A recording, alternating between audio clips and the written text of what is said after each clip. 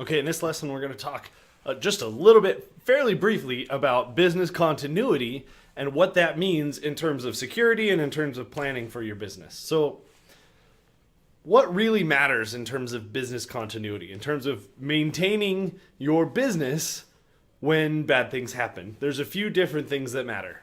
One is confidentiality, and confidentiality means that secrets stay secret. And that comes down to authentication and authorization, basically making sure that the people who access things are supposed to be able to access those things, and that people who aren't supposed to be able to access them are not able to access them. So that includes protecting things like customer records. Passwords are especially important.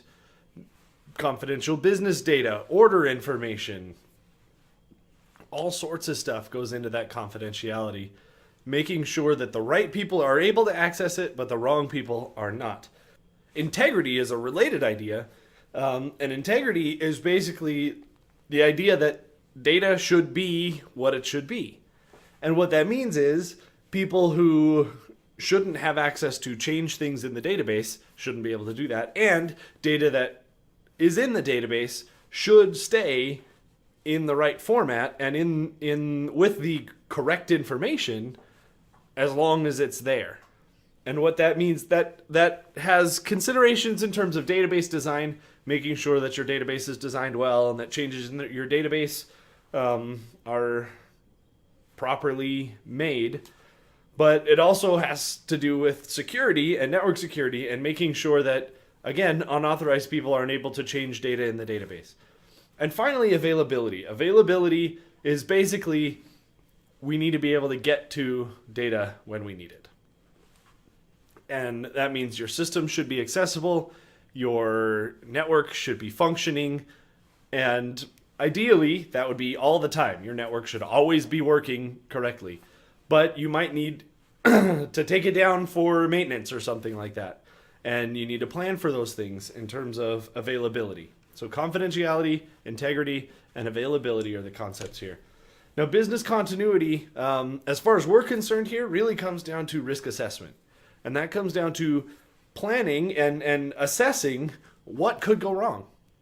What do we have?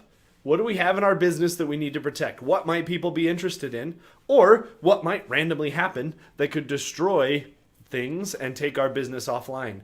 So, for example, disasters. Here in Nebraska, we've got tornadoes. What if a tornado hits your building? How screwed is your business if a tornado takes out your building? Or fire, or floods. Those things happen a lot, randomly. And you need to be prepared to assess a few parts of this. So the first thing is, what do you have to protect? And the second thing is, what are the threats against it? And that includes the severity of the threats. How severe is the threat against whatever resource it is that you're trying to protect? And the likelihood. So severity, a tornado is extremely severe. It's probably going to take out your building.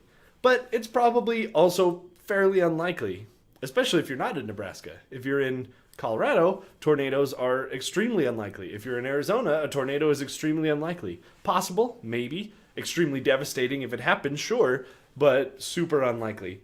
So likelihood and severity of these threats are important in that risk assessment. And then the impact if something were to happen. So disasters, again, natural disasters happen all the time. Man-made disasters happen sometimes. You've got theft. What if somebody breaks in physically? What if somebody breaks in electronically to steal your information? What happens then? How badly does that impact your business? What's the risk there? A failure, just a device failure. What if a hard drive fails? Does that take out your server? Or do you have RAID or another backup that's able to bring that back online? So device failures, again, things that happen all the time randomly, and not randomly, but they do happen all the time, and you need to keep an eye out for those. And then attacks. You need to watch out for malicious activity. What's the likelihood of a malicious activity, and then what's the impact of that malicious activity on your business? So just to give you an idea of what kinds of things might happen. This was a post on Reddit on a question: what was the most expensive piece of technology that a non-technical person has destroyed? And they were talking a lot about, people dropping computers or ruining some sort of system. And in this case, construction guys demoed the wrong building. They demolished the wrong building, which was empty, except for a data center. None of their explanations made sense. The correct building had signs and everything. They went across the street and demolished this data center. And worse, they were only able to recover a small amount because they didn't actually pay on their insurance policy. So, that's bad. Anything can happen. You might think your data center is pretty well secured. You've got flood control. You're not in an area where tornadoes happen, and then somebody walks across the street and demolishes the wrong building. So plan for disaster. And one way that you can plan for disaster is with a backup site. And a backup site is basically a second location where you have replicas of your data to some extent or another. And this could be a backup site for your workplace, for your office building, a backup site for your data center, and it's an important thing to consider. So, for example, a hot site is a full-on duplicate. Everything's up and running. You have essentially a full duplication of whatever equipment you use in a second location.